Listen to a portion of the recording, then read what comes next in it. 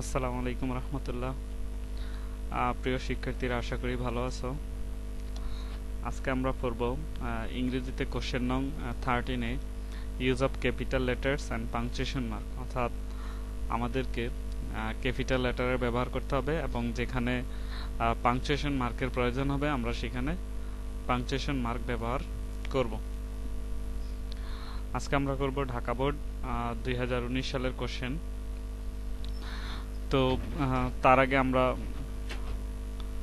ইতিপূর্বে আলোচনা করেছিলাম যে 5 ধরনের sentence: assertive, interrogative, imperative, optative এবং এক্সক্লেমেটরি সেন্টেন্স, এগুলো আমরা পূর্বে আলোচনা করেছিলাম। তো অ্যাসার্টিভ সেন্টেন্সের শেষে ফুল স্টপ বসে, ইন্টারোগেটিভ সেন্টেন্সের শেষে কোশ্চেন মার্ক মানে প্রশ্নবোধক চিহ্ন বসে, ইম্পারেটিভ সেন্টেন্সের শেষে ফুল স্টপ বসে, অপটেটিভ সেন্টেন্সের শেষেও ফুল স্টপ বসে, আর এক্সক্লেমেটরি সেন্টেন্সের শেষে আশ্চর্যবোধক চিহ্ন নোট অফ এক্সক্লেমেশন মার্কটা বসে। তা আমরা আসলে পুরোটা পড়লে আমরা বুঝতে পারবো যে আমাদের ঠিক কোন অংশটাতে বাক্যটা কমপ্লিট সেন্স দেয়। তো লেখা আছে দ্য ক্রিয়েটর, সৃষ্টিকর্তা, has provided us, the creator সৃষ্টিকর্তা, হ্যাজ প্রোভাইডেড দিয়েছে, আস আমাদেরকে, উইথ মেনি ফ্যাসিলিটিস অনেক ফ্যাসিলিটিস মানে সুযোগ, ইন নেচার প্রকৃতিতে। তাহলে কি দাঁড়ালো? সৃষ্টিকর্তা প্রকৃতিতে আমাদের অনেক কি দিয়েছে? ফ্যাসিলিটিস দিয়েছে মানে সুযোগ দিয়েছে। তাহলে আমরা পড়ার ফলে বুঝতে পারলাম যে এতটুকু একটা কমপ্লিট সেন্স দিচ্ছে। তারপরে পড়ি, so we should be grateful to হিম, তাই উই শুড আমাদের উচিত, বি গ্রেটফুল কৃতজ্ঞ থাকা বা কৃতজ্ঞ হওয়া, টু হিম তার প্রতি।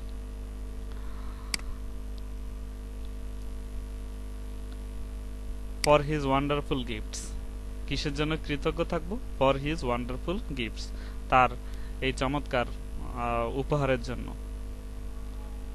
We should also praise him, we should আমাদের উচিত, অলসো প্রেইজ হিম অর্থাৎ তার প্রশংসা করা।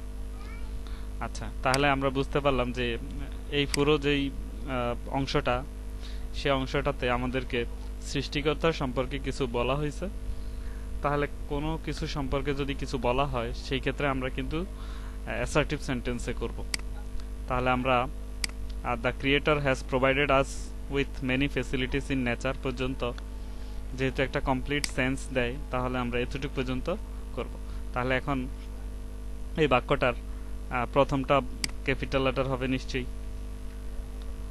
এই ব্যাপারটা কিন্তু তোমাদের খেয়াল রাখতে হবে। ক্যাপিটাল লেটার দিয়ে শুরু হলো টিটা।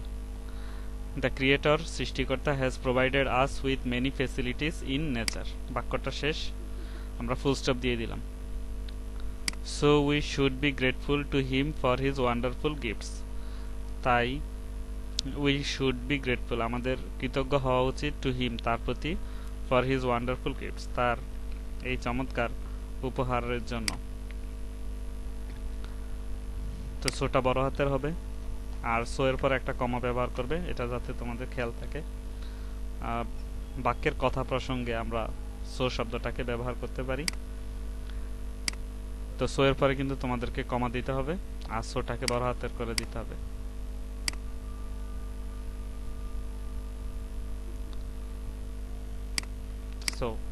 So we should be grateful to him for his wonderful gifts, full stop। এখানে আমাদের আরেকটা জিনিস লক্ষ্য রাখতে হবে, যখন তুমি দ্য ক্রিয়েটর সৃষ্টিকর্তা বলতেছো, সৃষ্টিকর্তার এইচ, হিম, এইচটা বড় হাতে দিতে হবে। সৃষ্টিকর্তাকে বোঝানোর জন্য যখন আমরা হি ব্যবহার করি সেই হিটাও বড় হাতে দিতে হবে। তারপরে মানে তার সম্পর্কে যত প্রনাউন আমরা ব্যবহার করব সেই প্রনাউনগুলো আমাদের ক্যাপিটাল লেটারে লিখতে হবে।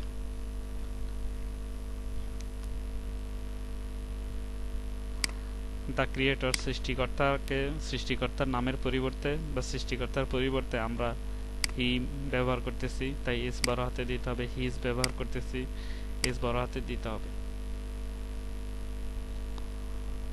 তারপর সর্বশেষ বাক্যে বলা আছে উই শুড অলসো প্রেজ হিম, আমরা তার প্রশংসাও করি। তাহলে এই অংশটা শুরু হবে, ডাব্লিউটা বড় হাতে দিয়ে দিব, উই শুড অলসো প্রেজ হিম, আমরা তার প্রশংসা করি। এটা অ্যাসার্টিভ সেন্টেন্স।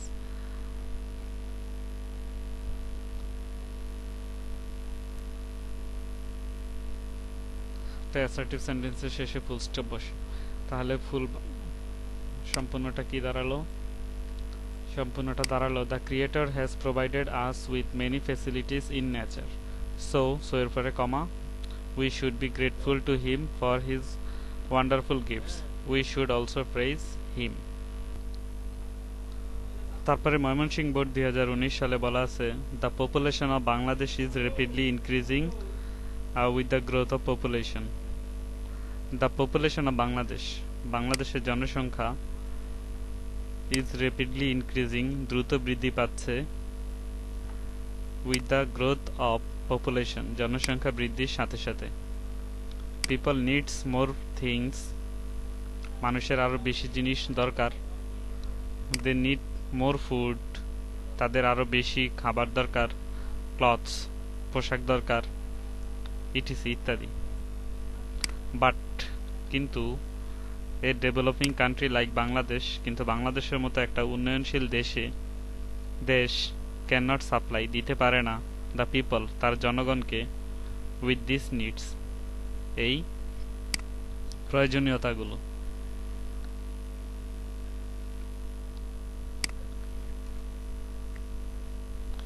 আচ্ছা, এই হলো আমাদের ময়মনসিংহ বোর্ডের কোশ্চেন।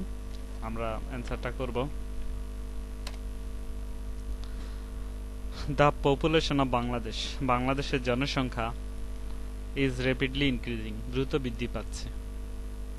তাহলে এতটুকু পর্যন্ত আমাদের মনে হয় যে একটা কমপ্লিট সেন্স আসছে। দ্য পপুলেশন অফ বাংলাদেশ, বাংলাদেশের জনসংখ্যা ইজ র্যাপিডলি ইনক্রিজিং। তাহলে আমাদের প্রথম বাক্যটা এটাই।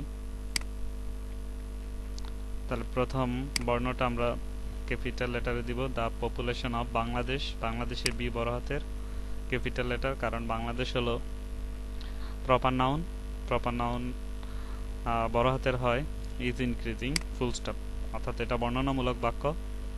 বাংলাদেশের জনসংখ্যা দ্রুত বৃদ্ধি পাচ্ছে। The population of Bangladesh is rapidly increasing, দ্রুত বৃদ্ধি পাচ্ছে। তারপরে বলা আছে with the growth of population, জনসংখ্যা বৃদ্ধির সাথে সাথে, পিপল নিড মোর থিংস, মানুষের আরো বেশি জিনিস দরকার। তাহলে কথাটা কি দাঁড়ালো?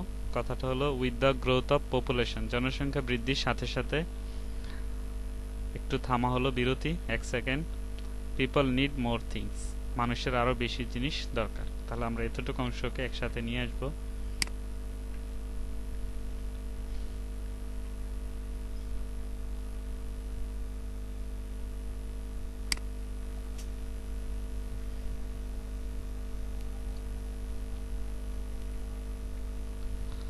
তাহলে ফুল স্টপ, তাহলে এটা ফুল স্টপের পরে প্রথম বর্ণটা বড় হাতের, with the growth of population, জনসংখ্যা বৃদ্ধির সাথে সাথে। এখানে আমরা একটা কমা ব্যবহার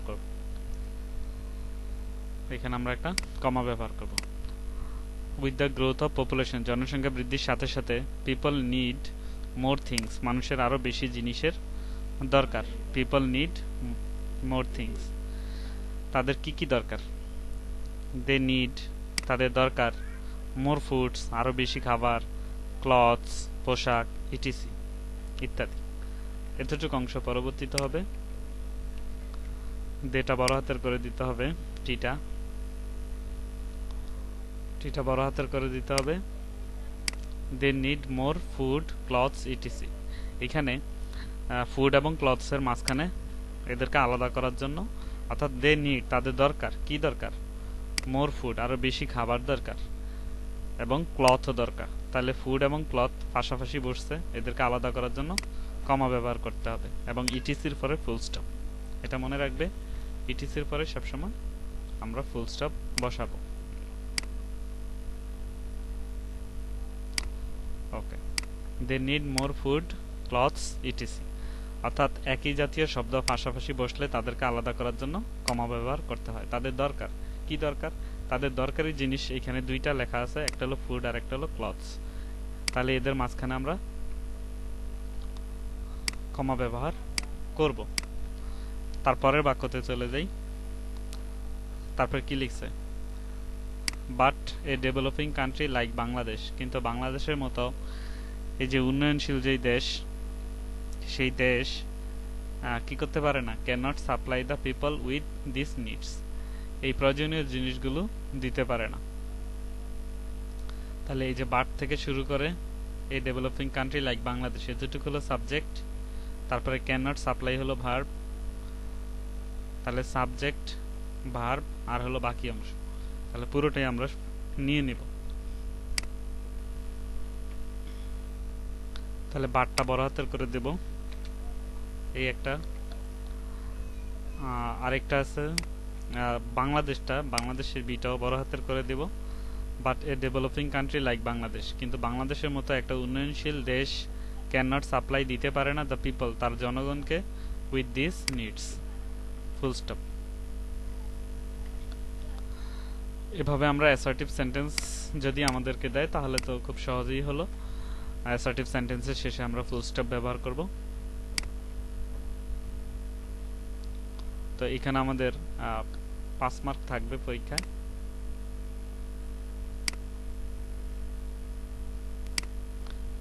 টি বড় হাতের, বাংলাদেশের বি বড় হাতের।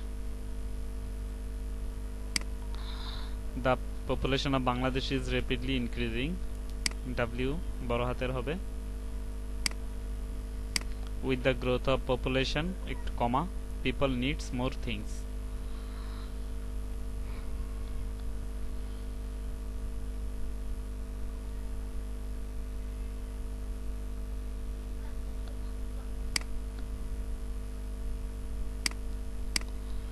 তো শিক্ষার্থীরা, আমাদের ঢাকা বোর্ড এবং ময়মনসিংহ বোর্ড দুইটা বোর্ডেই আমাদের কোশ্চেনটা অ্যাসার্টিভ সেন্টেন্সের আসলো। এরপরে আমরা আলোচনা করব রাজশাহী বোর্ড 2019 নিয়ে। তারপর দেখো রাজশাহী বোর্ড 2019 সালে যে কোশ্চেনটা, এটা আমাদের মূল পাঠ্য বই থেকে দেওয়া হয়েছে। যারা lives with her parents in London, যারা বাস করে উইথ হার প্যারেন্টস, তার পিতামাতার সাথে, ইন লন্ডনে। They have come to Bangladesh, তারা বাংলাদেশে এসেছে, to visit Zara's aunt and uncle, যারা চাচা চাচির সাথে ভিজিট করতে। She is very close to her cousin, সে তার কাজিন অর্থাৎ যে খালাতো বোন বা চাচাতো বোন যেটাই বলি না কেন, তার খুব ক্লোজ মানে ঘনিষ্ঠ। আচ্ছা, তো তোমরা জানো প্রপার নাউন মানে কি? প্রপার নাউন মানে কোনো ব্যক্তি, বস্তু বা প্রাণীর নির্দিষ্ট নাম। তাহলে নাম সবসময় কি বড় হাতের হবে, প্রপার নাউন সবসময় বড় হাতের হবে। তারা যারা lives with her parents in London, যারা তার পিতামাতার সাথে কোথায় থাকে? লন্ডনে থাকে। তাহলে এখানে আমরা যারা যেটা বড় হাতের লিখব, যারা যেটা কি ক্যাপিটাল লেটারে লিখব। তারপরে এই যে লন্ডন, এটা কি একটা স্থানের নাম, আর আমরা জানি স্থানের নাম, একটা নির্দিষ্ট স্থানের নাম, সেটা অবশ্যই কি হয়? প্রপার নাউনে হয়। Full stop. যারা lives with her parents in London, যারা তার পিতামাতার সাথে লন্ডনে থাকে। তাহলে এটা কি ধরনের বাক্য? এটা অ্যাসার্টিভ সেন্টেন্স, আর অ্যাসার্টিভ সেন্টেন্স শেষ হবে ফুল স্টপ দিয়ে। আচ্ছা, তারপরে they have come to Bangladesh, তারা, হ্যাভ কাম টু বাংলাদেশ, বাংলাদেশে এসেছে, to visit Zara's aunt and uncle. তাহলে আমরা দে থেকে এতটুকু পর্যন্ত নিব।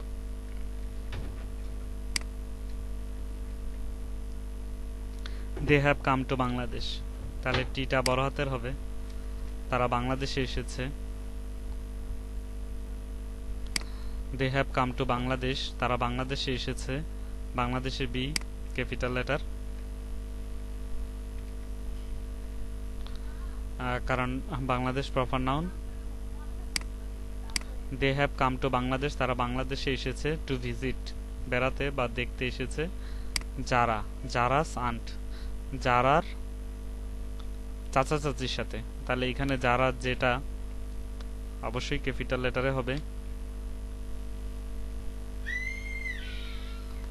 এখানে আরেকটা বিষয় জড়িত, যারা যেটা বড় হাতের হবে, আর এখানে একটা অ্যাপোস্ট্রফি ব্যবহার করতে হবে।